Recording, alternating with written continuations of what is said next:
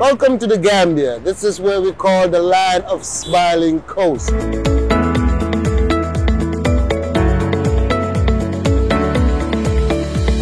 Another episode of Gomsa Reo, where we explore the reason why most people are leaving the West and coming back home. We want to believe that the reason, just like the name says, is they believe in their country. People believe in their country. That's why they're making that journey. In today's edition, we have a very, very interesting guest with very interesting stories. I'm sure you'll like it. I will not give you any hints. I will let him do the talking. I'm your host, Pala Minsar, and today I have with me Yankuba Mambure.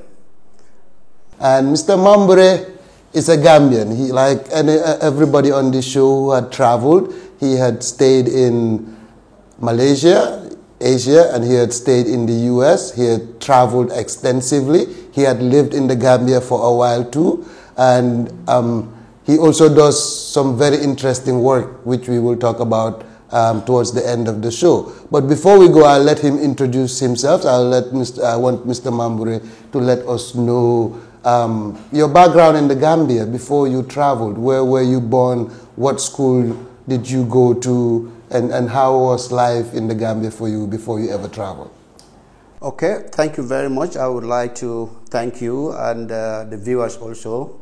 Thank you all for your kind attention. I am from Faraba, Banta, and that's where I went to school. I did my primary school there. My parents are originally from Kiang Bateling. That's where they came from.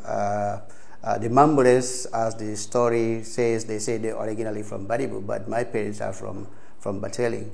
And they settled in Faraba. That's where I'm from. I went to Faraba Primary School. And from there, I did my common entrance at Methodist Primary School, Janjambure, in 1984. And I went to St. Augustine's High School, where I spent 7 years. 5 years, I did O-level. Another 2 years, I did my GC advanced level. That's what I did during my childhood, just like any child. I lived in the village. I lived village life. Used to go to the farm with the family. Did some hunting expeditions. I was circumcised, went through those circumcision rites. The interesting thing about village life, I don't want to advertise my book, but I would like to take the opportunity to mention that book, The Mysterious Odyssey of a Village Boy. I wrote that book because of my experience in the village. But my childhood took me to Janjambure, where I had a very interesting life there. Used to be a footballer, was also involved in a lot of school activities, went to St. Augustine's High School in Banjul. That's basically where I was during my childhood before I traveled after my GC advanced level in 1992. Wow, that's very interesting. You have whet my appetite on that book that you talked about. I'm sure we will come back to that book later. I'll ask you some questions regarding the book. Mr. Mambure is also an author. He writes. So we'll talk about some of the writings and some of the works that he has done and what inspired him to do those work. But we would say, what did you do after high school? Because that is the most challenging part for most Gambians. So I want you to tell us, right after high school, what did you do? And what makes his story very interesting is that he went to Malaysia. Most Gambians don't think about going to Asia. We all want to travel right after high school, but we want to go to the States and we want to go to Europe. But it's very rare to see a Gambian that goes into Asia. So we want to know his story. We want to know what it was. How did you end up in Asia? How did you end up in Malaysia? What did you do there? What was life like there? The adjustment, the culture, and everything. Yeah, immediately after my GC advanced level, initially I wanted to work here because of my family's background. I wanted to help my mom. She was going to the rice field and all the time going to the garden, trying to help the family because she didn't get as much help as she could because one of her kids had traveled before. So I was like, maybe I should get a job and help mom.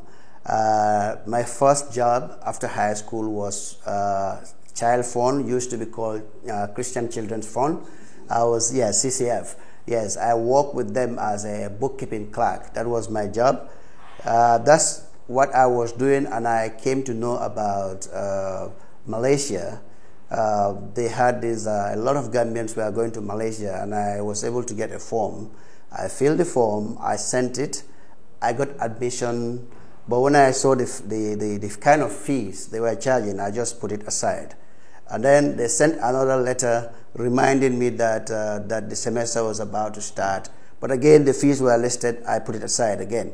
The third time when it came, I decided to go to, I was in Banjul for another mission, but I met a friend of mine, Alaji Kurang. One of my friends, he was the founder, CEO of Jollof Tutors. We were in the same class, so we met. We didn't meet for a while after high school. So when we met, it was like high five. Hey, how are you doing? Then I was like, where are you going? He said, I got admission to study in Malaysia. I said, wow. I said, I also have admission. He said, okay, where are you going? He said, I'm going to see one Lamin Jabate. He used to be former minister. He was studying there before, Babadindin Jabate. He came for holidays. In fact, he was doing his internship on the lawyer Dabo's office, somewhere in Banjul. I can't remember the street name. But we worked together to meet this Jabate, Mr. Jabate. So it was Mr. Jabate who told us that, okay, if you have admission, one thing interesting about Malaysia, once you get there, you can apply for scholarship and the university itself will give you scholarship. So he said all you have to look for is your fare. If you get your air ticket to go to Malaysia, you'll be fine. So then we started looking for a way to get it, but the fee was too high, and eventually we were able to get help through the government. We were able to convince them. They wanted us to go to Forabe instead, but we were able to convince them that if you go to Malaysia, it's one-way ticket, that's all you have to do. But if you send us to Forabe, you have to pay for the whole 4 years. Every year we come back, and your stipends and all these things too expensive. So we were able to convince, and they paid for the ticket, and we went to Malaysia. That's how I got to Malaysia.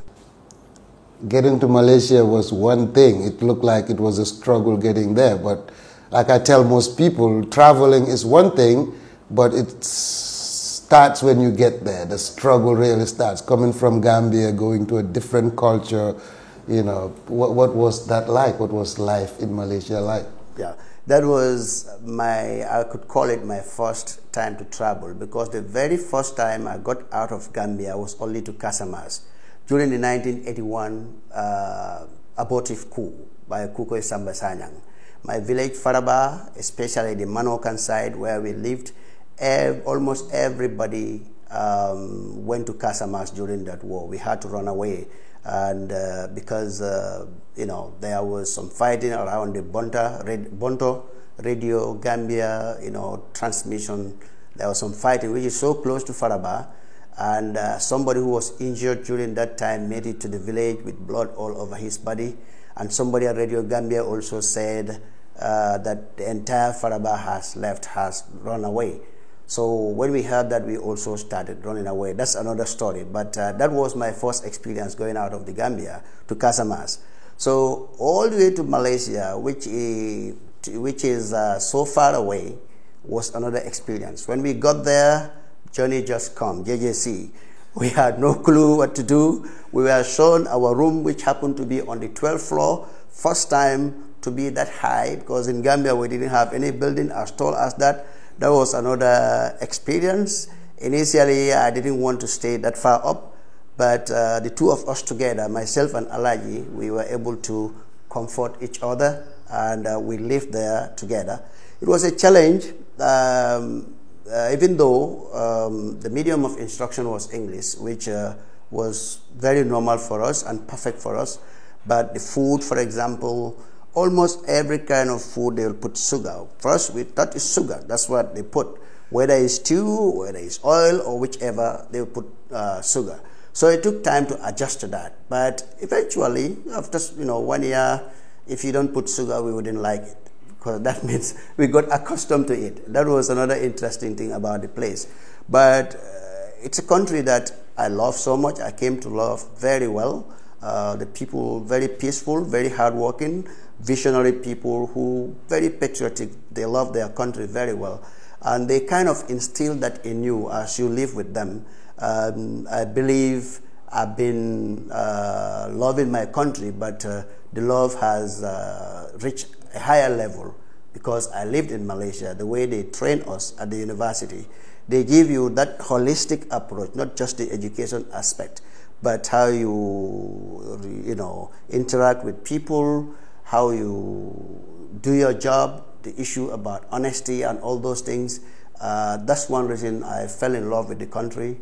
I still love that country, Malaysia. Wow. Yeah. Still loves Malaysia. Well, we'll take our first break, and when we come back, we'll talk more about life outside Malaysia and Gambia, because Mr. Mambure had traveled outside Malaysia and Gambia. So when we come back from this break, we'll continue.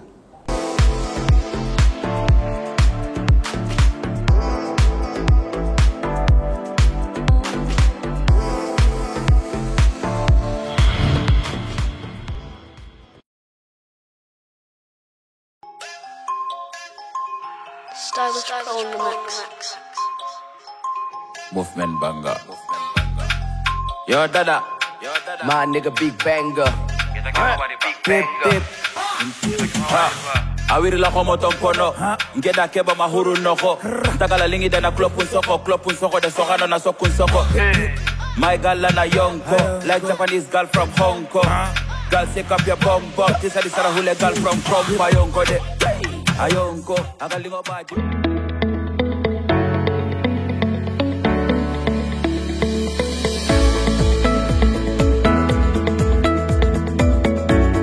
Welcome to the Gambia. This is where we call the land of smiling coast.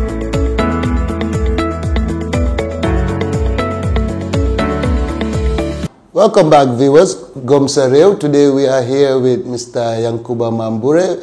Right before we went for the break, he talked about his love for Malaysia, what it taught him, and how much he adjusted, and everything that he learned from that country, which is a wealth of experience. Even though you love that country, you had settled there. Settling was a problem, but after 4 years, it becomes your home. Yes. And with all that love, why did you come back to Gambia? You could have stayed there. Why did you come back to Gambia? Yeah, there's a common saying, home sweet home. Even though I was in Malaysia, I was missing home, I was missing my family, I was missing my mother, and because that time my dad already had passed away. So, but I was still missing the family and the entire country, and I had a feeling that I got something that would be very useful to the country. That because I could have chosen to go somewhere instead of coming back.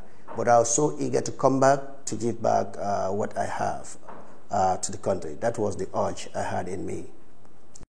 And what was that? When you came back fresh out of school, you graduated with your degree, you feel like you're well equipped and you feel like there's no place like home. When you came back, what was life like? Yeah, when I came back, first thing I did was to send my applications to different places. I went around, met some people and so on. But it takes time usually to get a reply and all those things. So before all those time, then I went back to my school. I applied to become a teacher together with my friend Alaji. Went to St. Augustine's High School, that's my alma mater, and applied. Was teaching lower 6, upper 6, and the first batch of grade 11. The time they were grade 11, yes. This was in 1996. That's when I came back. I went to Malaysia in 92, came back in 96, and I taught at St. Augustine's between 96 and 1997. So I was teaching at my high school, St. Augustine's High School. That's what I was doing. When I was there, I applied to work for Ajib Bank, the Arab Gambian Islamic Bank. There were so many banks, but I wanted to work for Ajib. That's a reason why I wanted to do that, because many people don't know, but I'm an expert in Islamic banking. I studied the subject. What happened was, while I was in Malaysia, our friends used to send us hard copy newspapers. So I think it was Daily Observer. When I received it, there was a little caption that I saw that caught my attention. It said Islamic Bank to be established in the Gambia. So I said to myself, okay, if that's happening.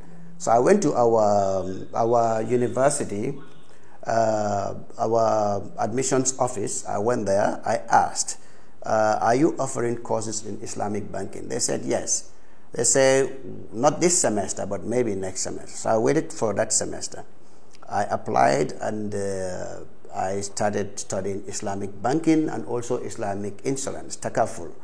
So when I completed, when I was to be sent for internship, they selected me to go to what we used to call the dream place for all the students. Telecom Malaysia, the telecommunications company of Malaysia, they used to give, good allowance and all those things. So, but where I could be considered lucky, I turned it down to their amazement. They said, how come? What's wrong with you? Why you want? I said, no, I want to go to Islamic Bank of Malaysia. They call it Bank Islam Malaysia Berhad. So I said, that's where I wanted to go. They said, okay. So they wrote a letter for me. I took there. Where I took the closest, they said there was no place. So I had to go take 2 buses to get to the location. Eventually, when it was available, they moved me back to that region. But I was trained by the Malaysian Islamic Bank. So I came back with that knowledge, and that's why I wanted to work for Islamic Bank of Gambia, Ajib, that's Arab Gambian Islamic Bank. So I became one of those who started Ajib when Ajib started, and I was one of those who wrote the investment manual of Ajib, Arab Gambian Islamic Bank. Later on, I would be one of those who did the feasibility studies to start a branch in Guinea-Bissau. That plan also couldn't go because Guinea-Bissau wasn't stable. You know, banks and political instability, they cannot go. So we had to shelve that idea. But also I became one of those who did the feasibility study for the first branch, that's Serekunda branch, prior to leaving to go do my master's degree.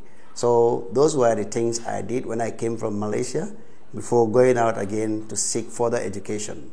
I was a teacher and then I was a banker for a few years.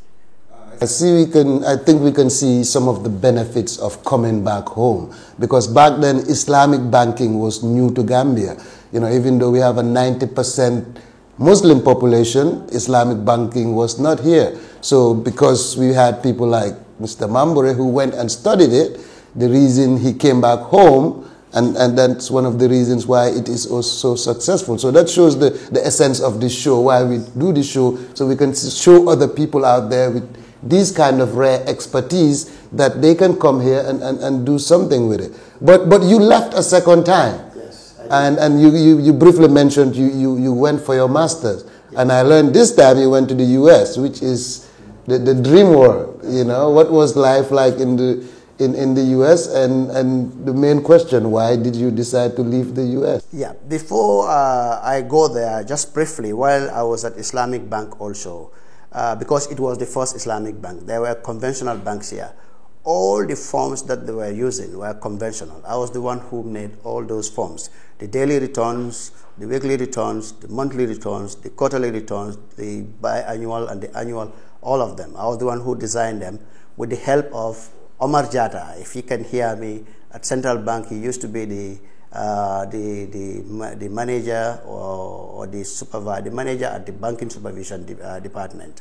So I used to stay with him until nighttime, working those days, fix those things. But then, if you are hungry for knowledge, we went to Malaysia. There was no university here then, and then I had to go to the US. There was no master's level here. Initially, what happened was I went for vacation. In fact, that was the same year, if I may mention just briefly, that I went to Liberia for that search. That's the year 2000. It was a very busy year for me, for search for a brother in Liberia where I got apprehended by Charles Taylor's troops during my search. So it was after that trip that I went to the US. It was in 1999 that I went there for vacation, and while there I applied for admission to do my master's degree. So in 2000, I decided to go back and quench my thirst for more knowledge. So I did my MBA there. Initially, my intention was to stay for 2 years, but you know, America, The dreamland, when you get there, is something else. I ended up staying for 11 years. Yeah, so, but this is different reasons. Because I went with my wife, and we started our family here, but we started getting kids there. And sometimes the school year is not ended, you cannot go back. At the same time, I started writing books. So it's either I'm trying to bring up a child or I'm trying to write a book.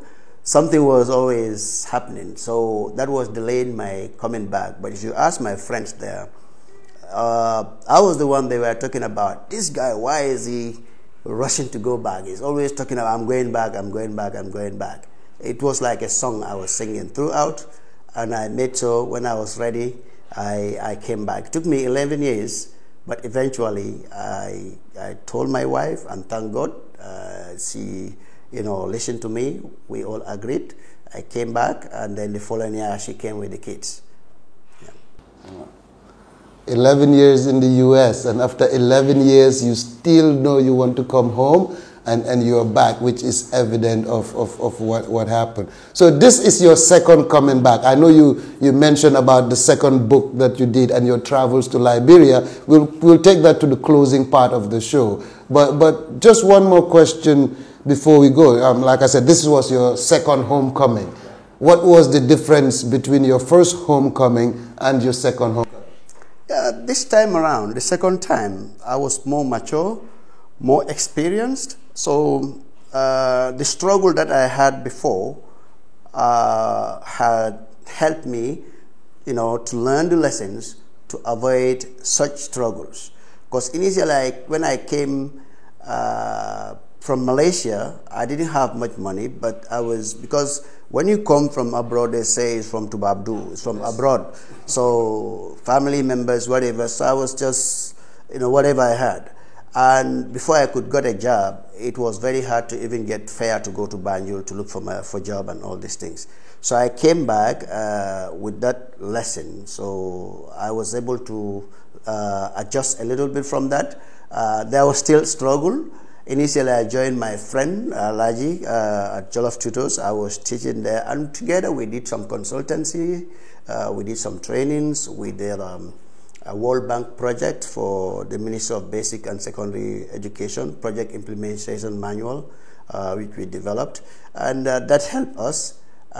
It was after that that I started working at the university as the head of the University Relations Department, UTG. Yeah, that was, I could call it the first job when I came. Okay, we'll take a second break, and when we come, we will conclude. You don't want to miss this part of the show, because this is where we talk about his writings, his books, and life in the Gambia, and what challenges he had faced when he came back, and what advice he has to people that have a similar journey or think of taking a similar journey. So come back after the break, and let's finish this.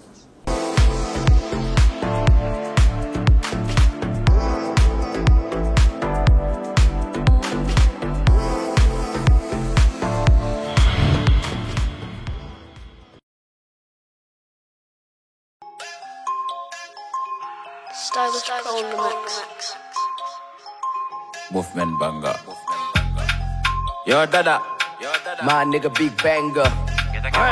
Big Big. Awiri la komo tompono. Ngeda keba mahuru noko. Takala lingi dana klopun soko de sokano na sokun soko. My girl na yonko, like Japanese girl from Hong Kong. Girl, take up your bum bum. This is the Sarahule girl from Ayonko de. Ayonko, agalingo baji.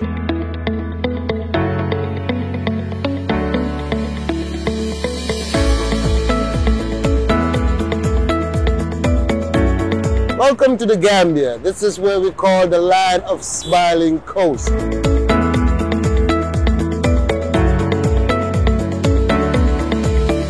Welcome back to the show, Gomsareo. We're going to the third part of the show, and on this part, like we said earlier, Mr. Mambure is an author. He had written several books, and he continues to write. So we will ask you about the books you have written. What were they about? What inspired you to write those books? And we'll conclude by you just telling us what you're doing now in the Gambia, what your hopes for the Gambia are, you know, what you like about coming home, what are your biggest regrets of coming home? Yeah. I told you about my experience in Liberia. What happened to me there, if you think about it, I believe that I should tell the world what happened there regarding that search in Liberia. Going to a war zone where you didn't know where you will find your brother, a frantic search, no clue as to where you'd find the brother, was very tricky and very scary. Sorry to cut you, but I think it's important we know why you went to Liberia first. Then you tell us about your journey. Why did you go to Liberia? Yeah, I went to Liberia to search for my brother, and that's why I called the book The Search for a Lost Brother. I call him lost because lost to the family had no clue. Eventually, at some point, they came to know he was in Liberia during the war, the Liberian War. This brother traveled in 1966, that was before I was born, so I didn't know him. The same mother, the same father, but I didn't know him. I heard about him, and eventually he heard about me too. In fact, he eventually named one of his kids after me. And that's it's a 34-year-old boy now, he's a man now. I was very young when he named the boy after me. So I went there to search, not just for the brother's sake, I didn't know him, but mostly for my mother's sake. Because my mother was always talking about him to the extent when she prayed, you will hear the brother's name, Demba, Demba, Demba. So I said to myself, let me do something. I was at the bank then, and everybody warned me, don't go to Liberia, there's war. But for some reason, I think it was a noble journey, and I had no fear, I wanted to go. And when I got to Liberia, it was the same thing in Monrovia. To go to Vagwe, they told me you have to go all the way to Lofa Bridge. And I was told there was fighting at Lofa County. I was like, Lofa? They said, no fighting at Lofa Bridge. That's a village you'll have to go through to get to your brother's village, which is called Vagwe. So, but in the morning, around 11:12, so many things happened before that, but because of the lack of time, I will make sure I summarize it very well. So because of the distance, people told me, no, you'll have to wait till tomorrow. But for some reason, I said no, I had to go.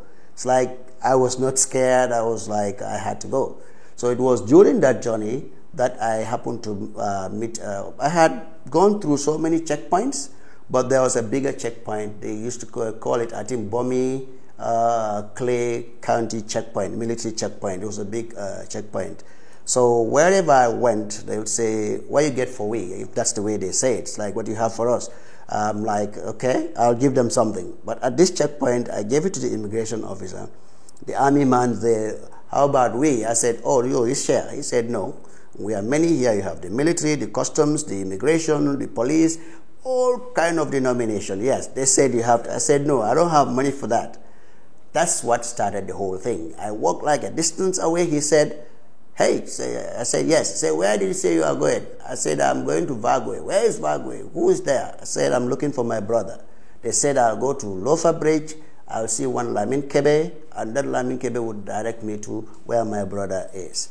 The guy said, no, I don't trust you. You know, now the UN, everybody is talking about blood diamond. You guys come here, you kill our people, you take our diamond. So it was a big accusation.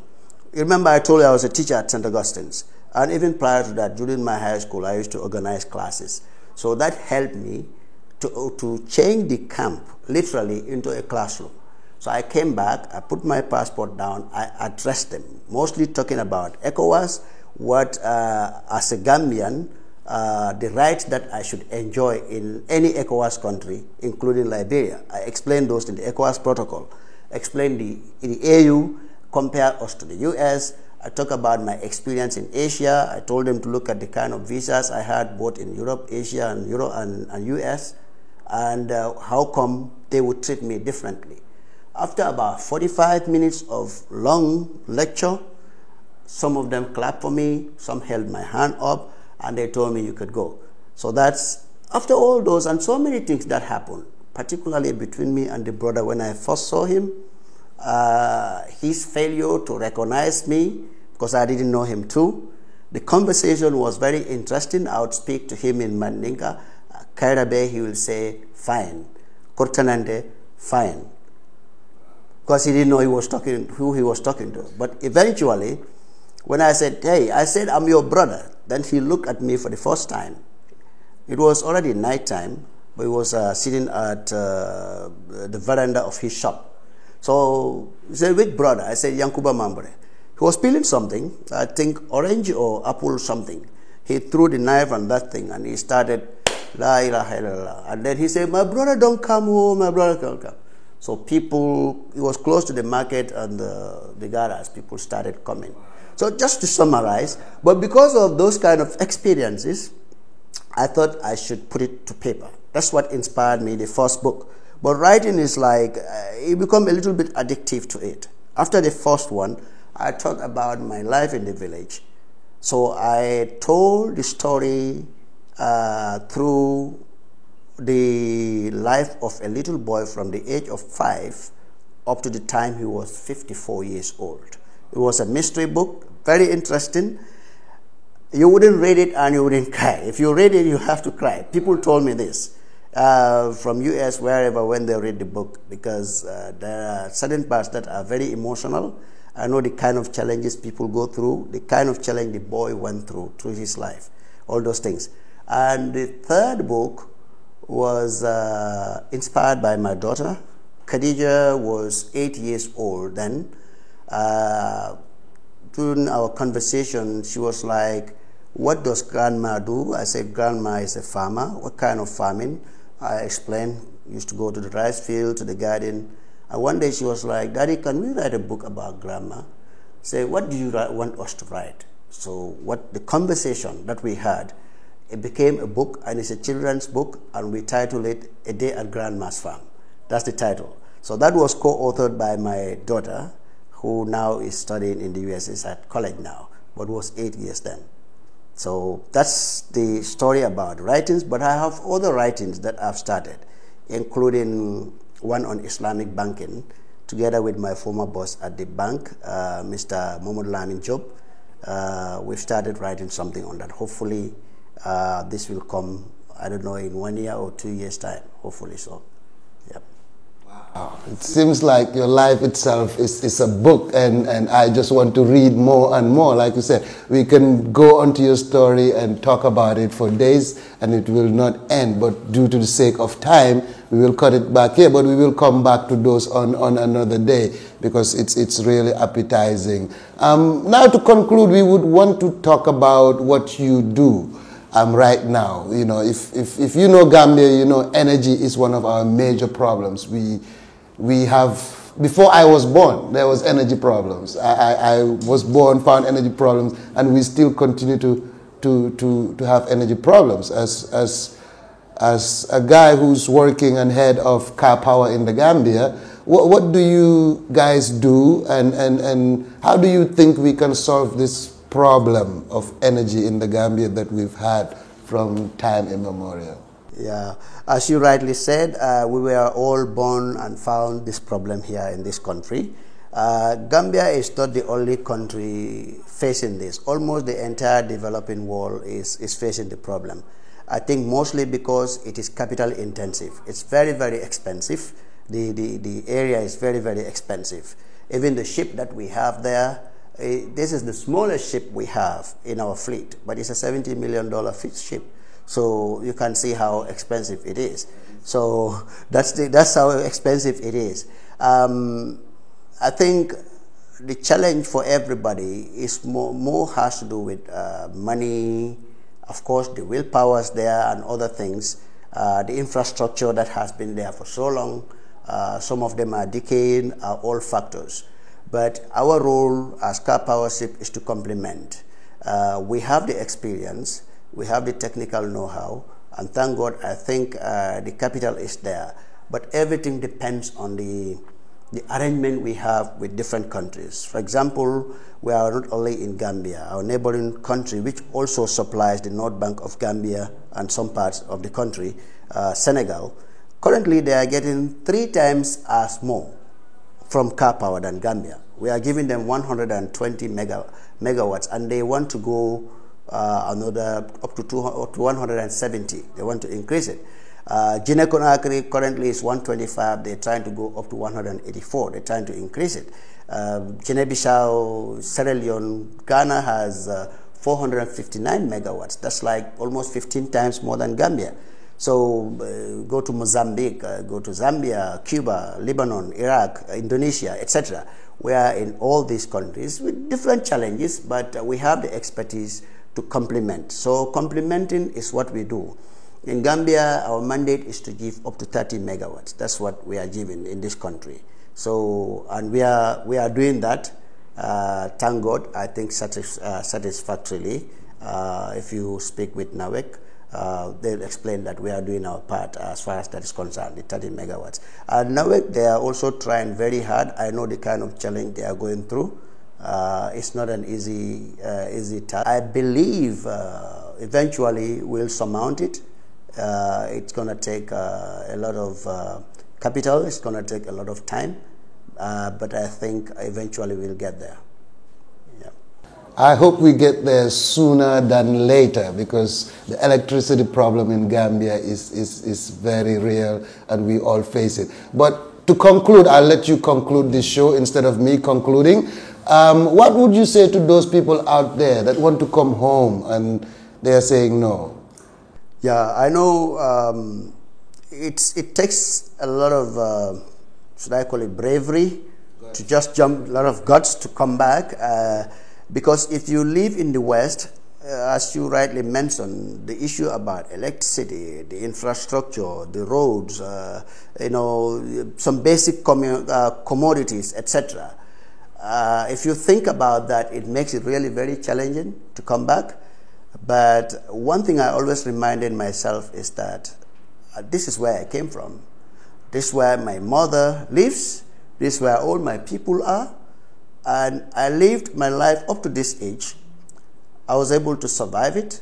I think if I go back, I should be able to survive. And hopefully, I can add my little bit to hopefully to augment and also positively contribute towards the living standard in the country.